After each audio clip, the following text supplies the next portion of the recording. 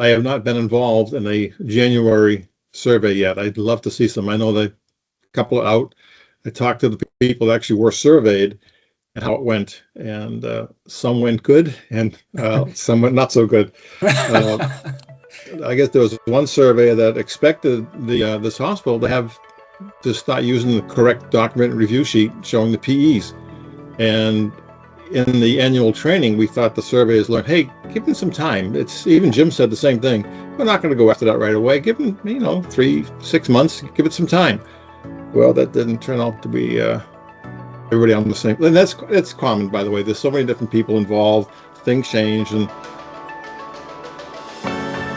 there's a major crisis facing healthcare facilities management. We have aging employees, aging buildings, and aging infrastructure. We've created the Healthcare Facilities Network, a content network designed specifically to help solve for these three pressing issues in healthcare facilities management. We bring on thought leaders and experts from across healthcare facilities management, all the way from the C-suite to the technician level, because at the end of the day, we're all invested in solving the aging issue.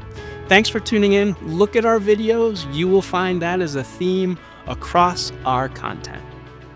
This is the Healthcare Facilities Network. I'm your host, Peter Martin.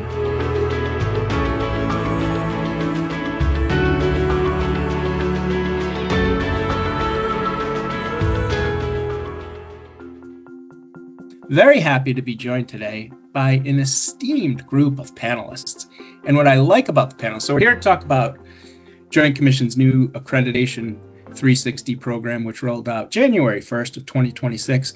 We have a nice mix of folks who have been in the role and now have transitioned to consultant, with now a person who's still in the hot seat working in a hospital every day. And so we got our consultant, we have our healthcare professional still in the role, and I appreciate them joining us. And why don't we just ask each of them to introduce themselves, a little bit of background, who you are, what you're doing.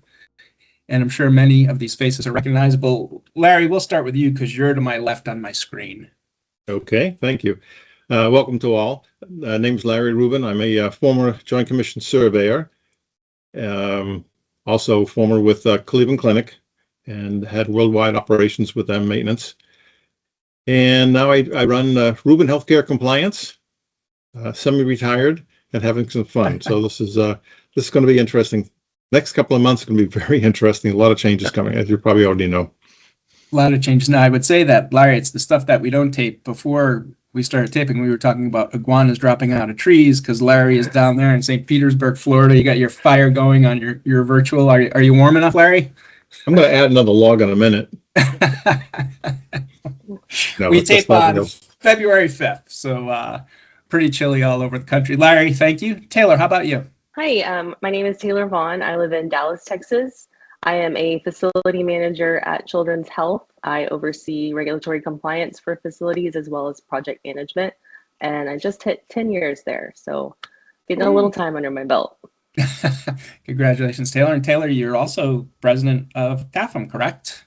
I am. I'm president of the Texas chapter of ASHE, so Texas Association of Healthcare Facilities Management.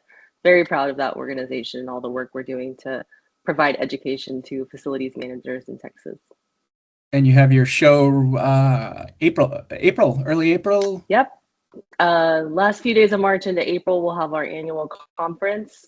We got a really cool lineup of speakers. So if you're able to come down, it's in Allen, which is just a little bit north of Dallas. So really easy to get to. So come on out if you're able. Excellent. Taylor, thank you. Hello, everyone. My name is Ed Brown. I have been in the healthcare facilities management and support services world for over 40 years, everything from community-based hospitals to tertiary care hospitals, mostly in the New England area. I semi-retired, to use Larry's term, a few years back, and I do consulting through various agencies, but primarily Joint Commission resources. I do mock surveys with them, and I do a lot of education. And in fact, coming up, I've already been booked to do a couple of big seminars for them. So there's a lot of need for new education around these new standards, which we're going to be talking about. And then I'm also a member of the New England Healthcare Engineers, since we're talking about societies. And when you're an old retired guy like me, they make you a parliamentarian. So, I have to keep an updated copy of Robert's Rules of Order at the ready all the time. So, Ed, it's funny you bring that up. I have wanted to do a show on kind of Robert's Rules in meetings, because healthcare and probably most things are so overrun with inefficient meetings, and we all deal with them. I'm going to put that on. I've got to do it. It's been on the list, but I forgot about it. So thanks for bringing that show. Happy to help with that one. It's a lot. It's a lot of fun. It's a way out. Why can't we do that, Robert's Rules? Absolutely. And the room goes quiet. It's like I make it up as I go along, but I have a book. Well, if you got the book and you sound authoritarian in your declaration, you've got that credibility, and they're going to move along with you. Yeah, well, I'm not good at authoritarianism, but we'll see. That's really actually a kind of a nice transition, authoritarianism into the Joint Commission survey process, but we're not talking about that today. We're talking about Accreditation 360. Just if you were wondering, I am actually out in Milwaukee taping in a hotel room, not a virtual background, visiting my son at Marquette tonight on Thursday, and then heading to basketball games over the weekend. So very excited. It's cold, but there's no other place I'd rather be. So that's my virtual background. Thank you all for tuning in. Let's start. Just a quick thing on A360, and then I put it over to the experts. If you are not up to speed on Accreditation 360, we on the Healthcare Facilities Network released an interview with Jim Grana, Field Director for the Joint Commission, back in November now. You can find that in our archives. Jim does a great job explaining everything. We talked for about an hour. Jim is a smart guy, great guy, collaborative guy. I would highly suggest you watch that interview, because it's Jim himself talking about it, answering questions. And then we at CREF released a webinar. It's free in December with my colleagues Tom Grice, Sharon Terrell. They talk about Accreditation 360. There's a lot of Accreditation 360 information you can find out there, even on the Joint Commission or Joint Commission website, right? No longer the Joint Commission, it's Joint Commission. But what we wanted to do is just convene these experts together. It rolled out January 1st, so really the 4 weeks, we're 4 weeks in so far. If you don't know the details, the elimination of the EOC and life safety and the new physical environment chapter and the rollout of national performance goals, we're not going to go over that here. There's a lot, like I said, go to Jim's. There's lots of places you can find the nuts and bolts of it. So I just asked our folks to convene 4 weeks in or so, just to get their thoughts, what they may be seeing so far, what they're hearing, what they're doing, how they're preparing for it. And I want to start with Taylor, because Taylor, you're in the field now. You had your successful Joint Commission survey back in August, so you're through the window. But let me just ask you, from your perspective, your thoughts, ramifications of A360, how you view it, how your organization views it. Yeah, so we had our survey in August, so we kind of hit the sweet spot of we've got plenty of time to prepare. So pretty happy about that. I think it's really interesting. Not a lot changed. There wasn't anything that we went through and decided we weren't going to do anymore as far as processes or inspections, obviously. We did go in and update some of our policies and our paperwork, so that's all completed. I think we're a little worried about having less standards means possibly higher level findings, because there's just not places to put findings. There's only a couple buckets now. And I know a lot of people in the industry are a little worried about that too. And I guess we're just going to have to see how that plays out and step up our game during survey. So probably worried about that. But as far as the survey process, none of that changed. So that was nice to hear. It's just business as usual. We updated our documentation, and that's kind of it. So you're rolling along in your typical 3-year cycle.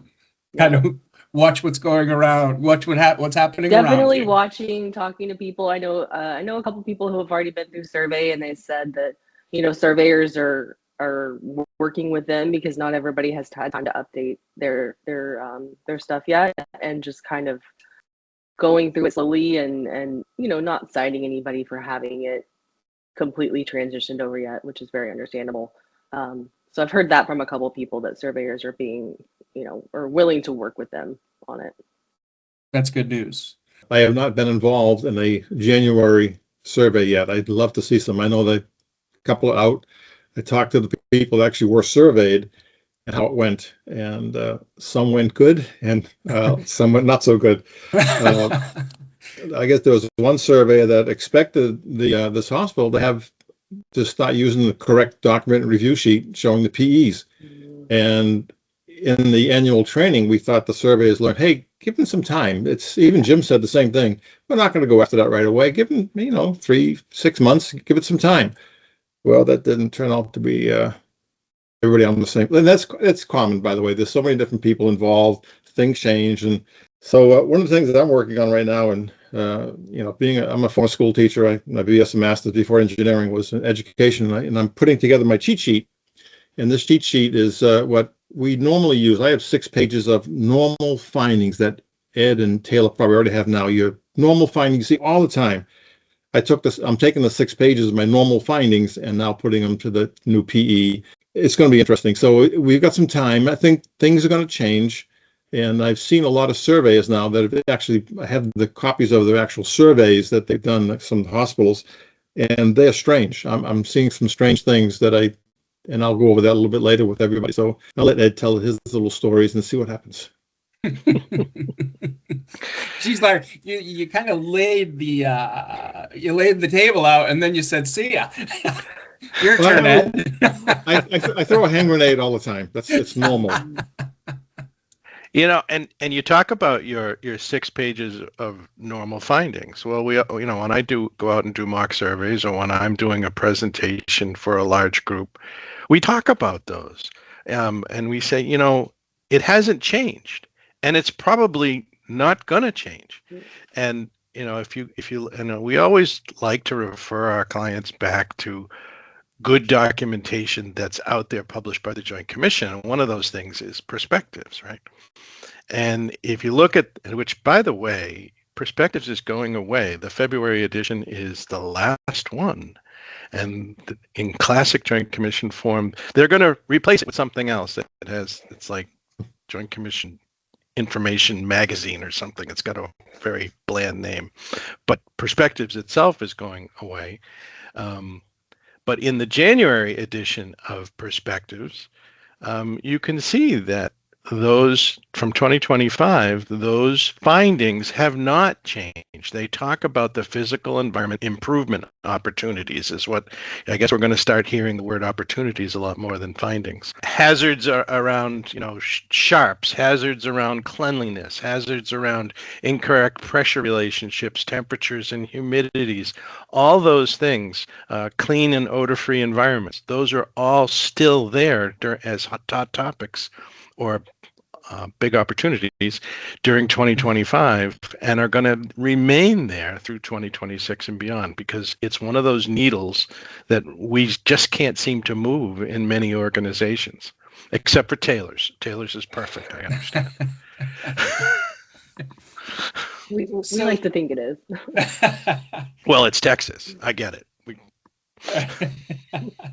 Let me ask, if the findings really don't change year to year, right? You're finding consistency in what they are. Right. What is changing then with this? And what should hospitals and organizations like Taylor's group or Taylor people in it, if the findings are going to stay the same, okay, what's the ramification? So Taylor, I think, hit the nail on the head. Since there are less standards and less EPs, and the algorithm that fills up the safer matrix doesn't change, then you're going to end up with more high and widespread findings. Those eyewash station findings that might have been in the middle of the grid or down low and to the left are going to get pushed up high and to the right.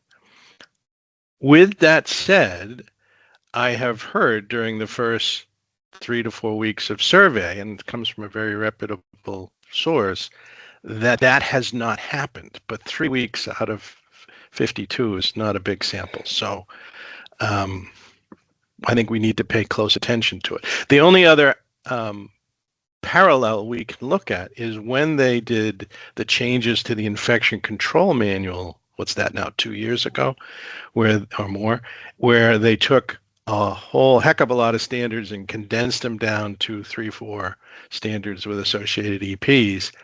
Everyone said, hey, that's going to happen. We're going to have everything high and widespread, and it didn't. Can I ask Ed, why, in that scenario that you just described where it did not happen, why didn't it? It seems that the surveyors were, however the findings worked, didn't push them up to high and widespread. Now, there's an algorithm behind it too, which I wonder whether there was some, what do you call it, coding engineering that behind that, but I don't know. Yeah, I just want to think, all the changes that you're seeing, really, you're taking your findings, just putting them into a different bucket, and really, that's all that's happening. And I can see the widespread. If you have something low, and it's not widespread, and it starts going up to wide, it still stays low. It won't go high unless it happens to be an issue, such as, here it comes, manner and degree.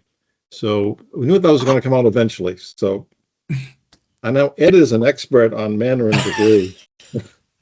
What is manner and degree? And again, so here's for people who are watching, this is just kind of a conversation. We're not a news organization here.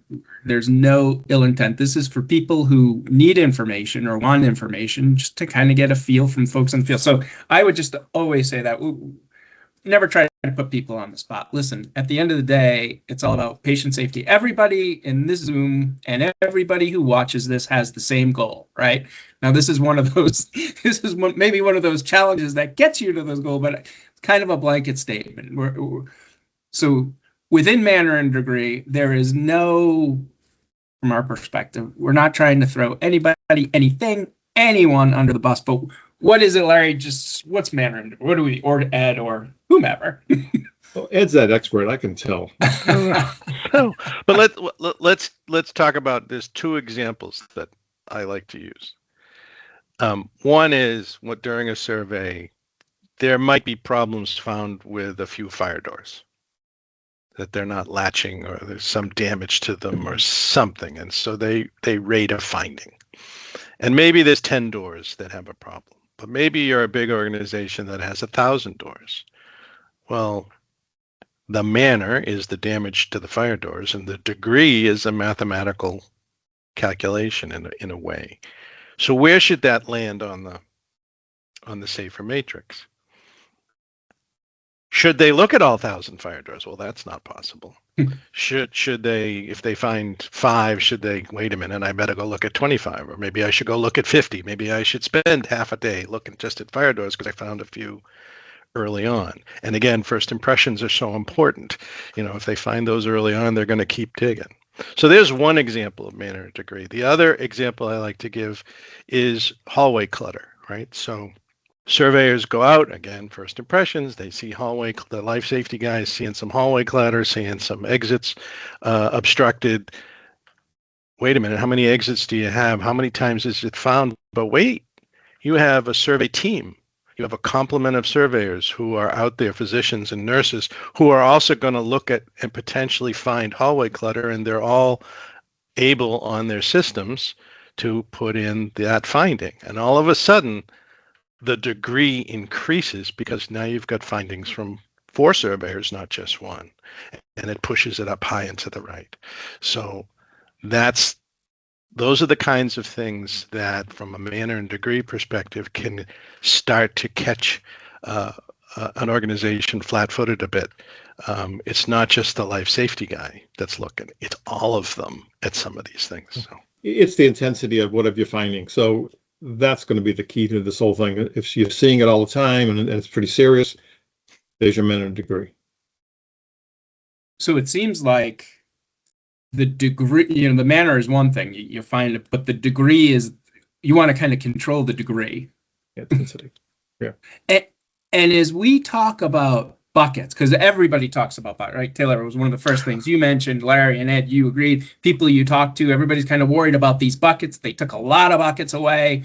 There's fewer buckets. Does the manner and degree, I'm imagining the manner and degree translates into those buckets that folks are fearful of filling up. Is that correct? And does that kind of intensify the bucket, the bucket fear? I think it could. If bucket fear is a real, I think there's a whole presentation that could be done around bucket fear. Trademark. I was just thinking that we should trademark that. You should, bucket yeah. Fear. Bucket fear. That BF.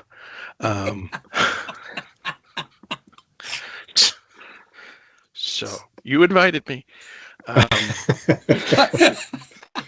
That's how I felt. But it's a real thing, yes, right? It is sure. It is not. And I think, and Taylor, maybe you don't have, but I would imagine from like your perspective and from the folks in the field working with C-level leadership, with the people you report to, that's what, I mean, again, you're here to create a safe environment, but along with that, there's that fear, okay, if I have too many in this bucket and they're too high, what is my management going to say to me about what we are doing in our program? Definitely. So, making sure our leaders know that, hey, these standards are changing. The safer matrix may look a little bit different. Even if we have the same findings we did 3 years ago, they may be plotted differently, and just making sure that they know that. But kind of going back to the manner and degree thing, the fire door example is a great example, but kind of from my perspective, maybe we started off the survey with documentation. You looked at my fire door annual inspection, and we had failures. We got them all repaired. We had ILSMs. Everything looked great. And then you went out in the field and you found 10 fire doors. Hopefully you'll give me the benefit of the doubt and say, I know you did your inspection. I know you got all these repairs done. Maybe somebody hit this door with a car yesterday. In the past, we've been given that level of trust that this is a functioning hospital. Things break within 10 minutes. And I would hope that would continue with this new standard, and that would go into the manner and degree. Like, I know this was a finding, it's going to be a finding, but they did their inspection. They did what they were supposed to do. Stuff happens. I'm going to try to keep as low as possible because I know they're trying to do the right thing. And I would hope that would continue with this new standards. Larry and Ed, to you on the consultant side, because it wouldn't be fair to ask Taylor, I don't think. She can chime in, of course, if she wants. But do you feel, or do you think, I hate the word feel, do you think that from the surveyor perspective, on the surveyor side, does the new standards, does it give, latitude's probably not the best word, but does it kind of remove some of those guardrails and allow the surveyor maybe to go into areas, as Taylor was just saying, we want hopefully we get the benefit of the doubt because we've shown you, we've done all our fire doors, we've been consistent, but are some of those guardrails gone, and do potentially, let's use that, surveyors have more latitude, and within that latitude, can they veer into areas that are uncomfortable? Well, as a surveyor, even as a consultant, you always want to help the team. And the biggest change in A360 is the fact that leadership is finally getting involved. The CEO or the COO or the CFO is finally getting involved with you. That's so critical, because when you start having these problems and issues that maybe the support's hasn't been there. Obviously, we all say the same thing. Hey, the MRI is a lot more sexier than replacing the chiller. But you're now at the table with them now. So hopefully this will make a big change. And I think that there's going to be some good things happening with that kind of action. So, and the surveyor always wants to sort of help a little bit if they see a problem like that, and they say, look, the funding is not coming your way. And that's going to be part of the final report. So, maybe you need to put more money into your ITM to take care of your equipment. And it's not happening. You're seeing all these issues, 10 fire doors, what out of 1,000, whatever it happens to be. Maybe there's some help there, and that's what I'm hoping. I think we're all saying the same thing. The heads are shaking. I'm hoping that happens, but that's been a long time happening, and I think CMS saw that. So I'm hoping that there'll be a change in the attitude. I think one thing or concept that we all can't lose track of is all of this, and you mentioned CMS, it's all based on the conditions of participation. It always really has been. And I think Joint Commission did get a little outside the guardrails of conditions of participation with some of the standards, and they went, wait a minute, we're not going to, example would be, nowhere in the codes does it say you can't have carpet underneath a hand sanitizer, alcohol-based hand sanitizer. So that one went away a few years ago because it was never in a code, never in a COP. And there's hundreds of examples like that. And now with the new standards, they're really in line with the conditions of participation. And wait, the K tags and the A tags, because those tags, remember, if any of us, we've all experienced a CMS look behind survey, validation survey, even though they're doing it different in the past 2 or 3 years. But when those 16 surveyors show up on a Monday morning and say, hey, we're here to see if Joint Commission did their job right, they're looking at conditions of participation and they're giving you a report based on the tags. And you go into the new SPG, and you'll see that it's aligned with the tags. And so that's what I work with my clients. It's like, wait a minute, what's old is new again. And it's always been there. And I get facility managers who go, tags? What tags? Okay, let's take it right back to the beginning. So the guardrails have been there. And I think now we're getting back inside them, just in a different way. If you like this video, please like and subscribe to the network. And more importantly, share it with your colleagues in the healthcare industry. Together, we can solve the aging crisis that's impacting all of us.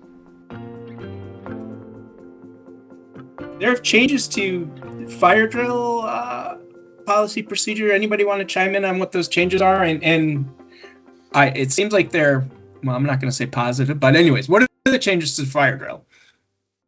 Anybody want to take that one? So the grid's the same. The grid is the same. You go into the SPG, it's the same grid with the same mistake on the top line that talks about ambulatory healthcare. And I don't know how many times I'm going to bring that up. But the only change I have heard of is the 1 hour rule is not based in code. It's not based in a COP. So if you have a drill that's within that 1 hour issue, 1 month, 1 quarter to the next, they won't cite that anymore.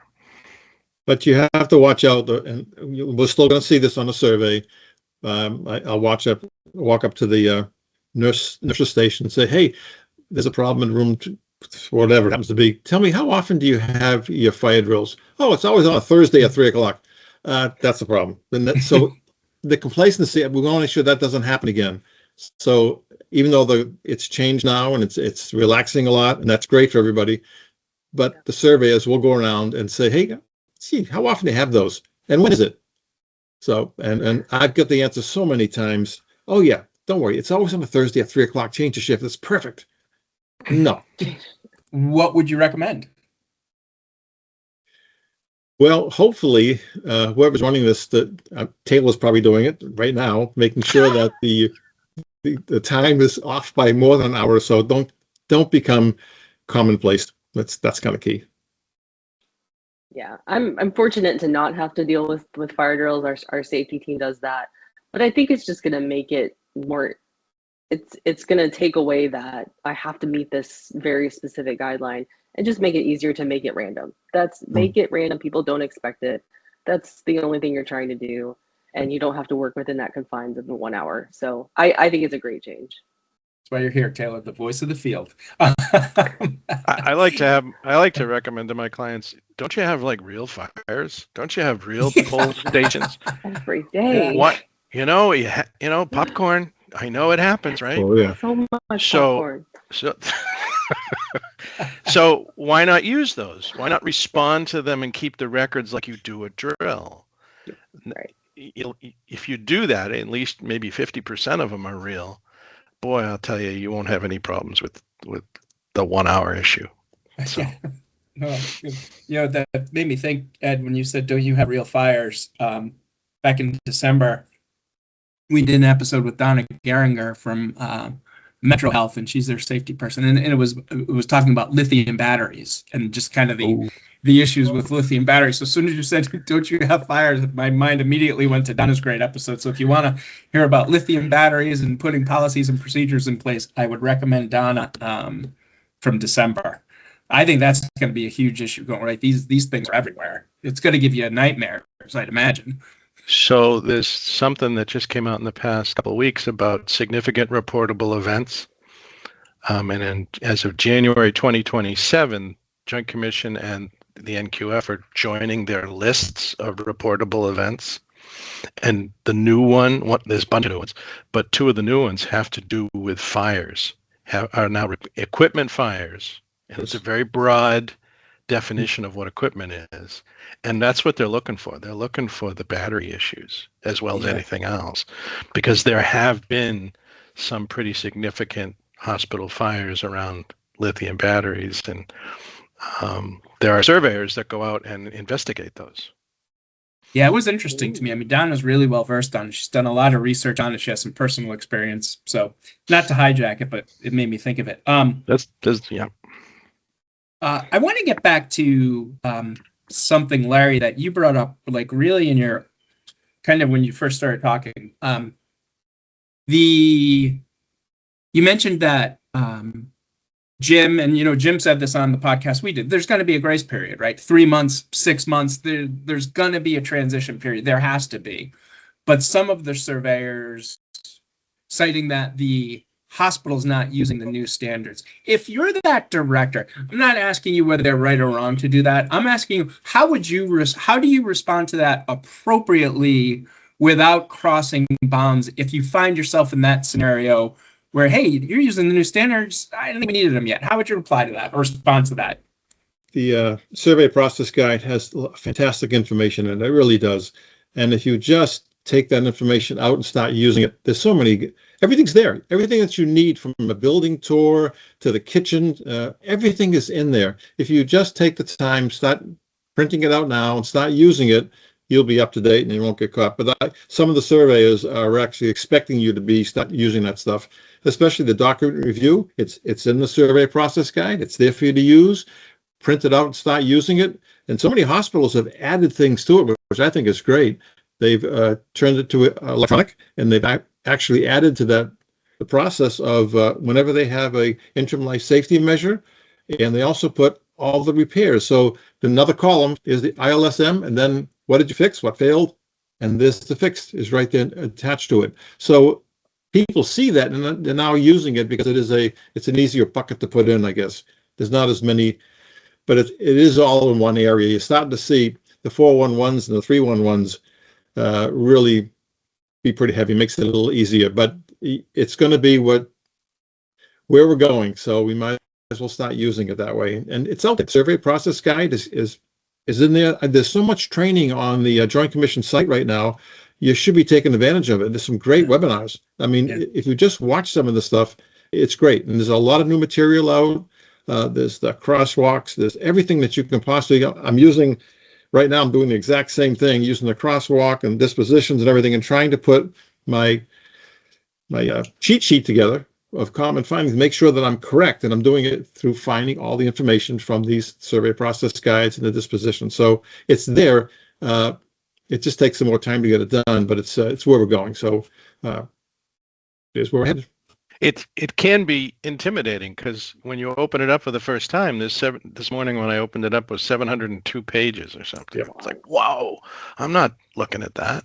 But if you really look, if you really dig in, there's only like 50 pages or 45 pages that have to do with our world if we wanted to put a wall around it. And then I think, as Jim Grana pointed out in your previous interview with him, Control F is your friend. It works. and it works. And I just did it for giggles. I Control F and I put the word document in. It came up with 23 pages with the word document in it. And it was like 4 clicks and I ended up on the document list for facilities. the disposition reports, the crosswalks, there's really so much to get to. We don't have a lot of time. And I would just say if people there's lots of resources out there. The Joint Commission has put a lot of resources on their website. Go to it. Hopefully you've heard of the disposition reports and crosswalks. But I want to talk about, as I said, we got to finish with leadership, but the safest matrix and the sharing of best practices. And that can be a bit of a game changer on the good side. Can you talk a little bit about that, kind of what they're doing and how we share best practices? What's a little bit new for this Accreditation 360 rollout? Well, I think we've always had that. It's just hasn't been called FACES before, safest, and I think it's fantastic. That is something great to share with everybody, where they put it in the EC News. And now, Ed, is the EC News going away as well, or just perspectives? I only saw the announcement for perspectives, but strap in. Who knows? Yeah, but I think they're great. Let's share it among the community. So they're all doing the right things, and boy, it's going to help us. Maybe the top 10 life safety, the top 10 ELC will go away. Maybe it'll be the top 10 PE someday. But if we have all these great ideas from the safest program, that should help a lot, you would think. And I'd love to see a safest review that's facility or physical environment focused. I think what I'm starting to see now is safest items that are more clinically focused. Yeah. One of my colleagues was talking about something that, on the women and baby side, some, neat stuff from a healthcare and patient care. But I think, it's going to be up to us and our colleagues to say, hey, surveyor, this is something really cool that we do. And make sure you're putting it out there during the survey, saying, I would love to have you consider this from a safest perspective. 2 reasons. 1, it probably is really cool and you should get credit for it. And 2, it uses up an hour of the survey. So. Oh boy. What did I say? What did I Nothing. say? Okay. Well, it's like back when you were in college. You ask a question to get your prof off you got 50 minutes to kill. If you can kill 10 out of 50, that's great. They all got a flight to catch. That's what I keep reminding them. So I'm glad you clarified that. So not the burden, but the onus is on the facility to bring these things to attention and get it distributed, publicized. That's my way of looking at it. Yeah. So yes, will the nurse surveyor and the CNO collaborate a little bit and look at some clinical issue and say, wow, this is cool. Let's get it onto the safest matrix.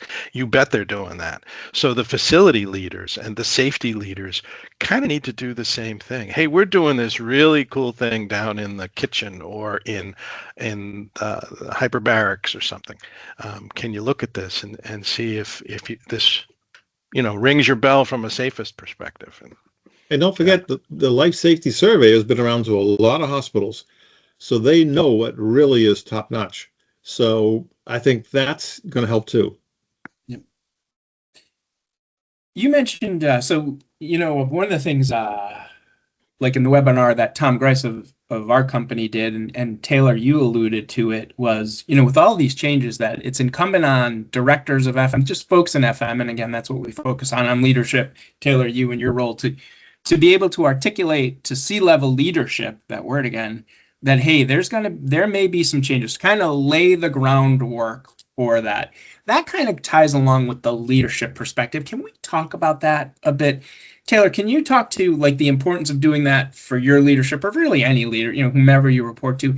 How does A360 suck in leadership, or how should it operate? Now, we know how it operates in reality most of the times, but how should it operate where leadership becomes more engaged? So maybe on the smaller level, Taylor, how you do that with your leadership, and then broadly, what's A360 seeking to do by bringing in leadership to the process? Right. So we actually started working on this, as soon as it first came out, which was last summer. We made our own crosswalk, and then Joint Commission came out with one. So we fact checked ours against theirs. And we also updated, like I said, all of our policies and documentation. So I put together a PowerPoint and presented it to our facilities leadership, saying that we did all those things and also preparing them that things are going to look different on the Safe Matrix. So just having that, making sure that they know that is definitely key, because the last thing you want to do is have them learn it during a survey when they get the SAFER matrix and it looks drastically different. And just, watching those webinars on Joint Commission, I've watched them all. I've downloaded all the resources they put out. The standards are free now and available to the public, which is awesome. So just taking advantage of all those free things is just really helpful.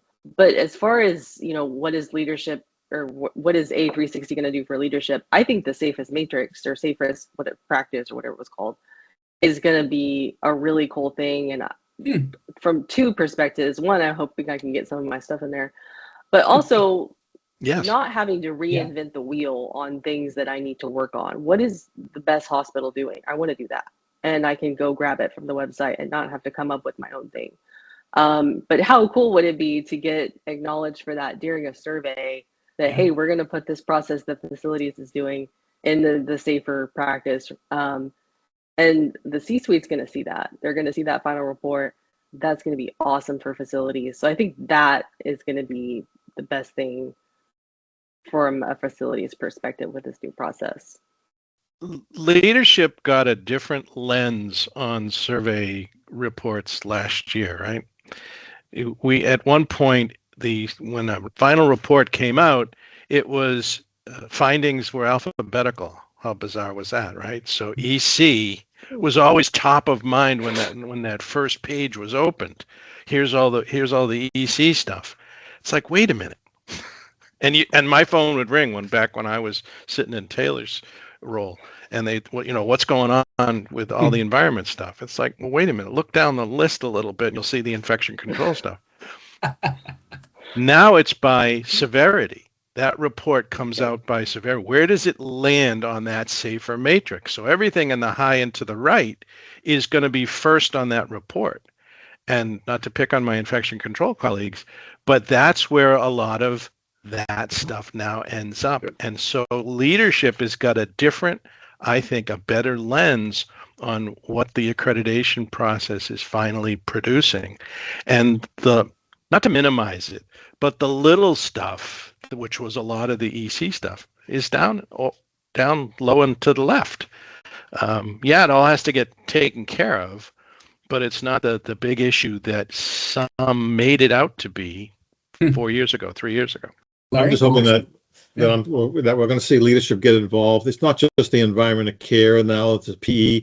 Are they going to be at these meetings? Is there going to be more involvement, more funding, more attention to detail for facilities? That's going to be key. So did I hear you correctly? Do you think that this is one way that from the outside, CMS, Joint Commission, trying to create more of a leadership involvement in the process? Do you think that's perhaps one of the goals secondarily? This has been going on for a long time. Even when I was surveying, we have the environment of care meetings. We say, well, who's there from the leadership team? Is the CEO there, or the COO, or the CFO? Anybody? None. Nobody. So we said, gee, it was kind of our requirement. You need to have somebody involved from the C-suite, somebody. And usually it's the COO. And I did that for the Cleveland Clinic. I made sure that all our hospitals had the COO in those meetings. And if you get the CFO, even better, because that's your funding. That's where you really get your money from. So I think you've seen that now. Was it from CMS? I don't think so, but it was Joint Commission. So unless Ed has seen something different, I didn't see it any place in the COPs. So it's basically it was Joint Commission doing that, which made sense. Leadership needs to be involved. And I think now with the A360, leadership needs to be involved. They're going to be involved in these meetings now. So what happens if leadership's not involved? Well, priorities won't be correct. So what I was about to say was, before they created NPG standards, you'd look for workplace violence standards in 4 different areas. And you'd have to build a program and make sure you grabbed all the HR, the leadership, the EC standards, and create your program. Well, CMS doesn't drive that necessarily, but now the NPG standards has it all in one place.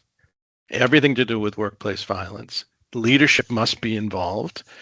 And you'll look through several of those NPG standards, and they've got leadership front and center in the way they wrote those up, whether it's workplace violence or water management. The leadership has to have their foot in the bucket, so to speak.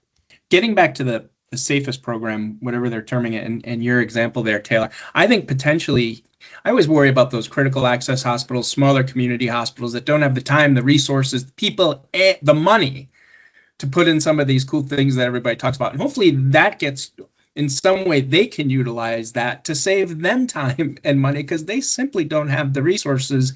And NPGs, we didn't talk about the national performance goals. It's a whole nother level there. Simply didn't have the time. But if you're not familiar with the NPGs, there's a lot of information, national performance goals.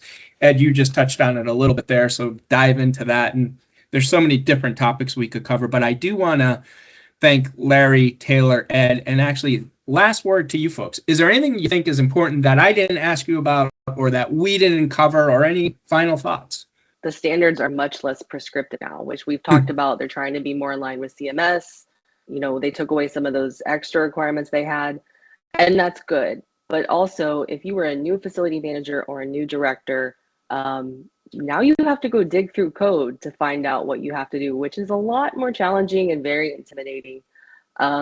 So, there's good things and bad things. I would say if you're new to this industry and you're trying to learn what to do for Joint Commission, maybe look at the past standards. Look what was required before. Look at other accrediting organizations like CHQ or even DNV. See what they're requiring, because those are all coming from code. And it's really, really intimidating to try to dig through NFPA 99 and 101 and see what you have to do. Whereas before you could just read Joint Commission standards. So one kind of negative thing is just it's a lot harder to find out what you have to do. That's a great one, which actually could lead to yet another episode where, as we're bringing in people without that experience, that can be a real risk. And you talk about leadership, getting them involved. That's a risk they may not know they have. I'll shut up. Larry or Ed, you're next, please. Just last little comment that I have is that there is more training out there. And I think Taylor brought up a very good point. But also CMS has great training, and it's free.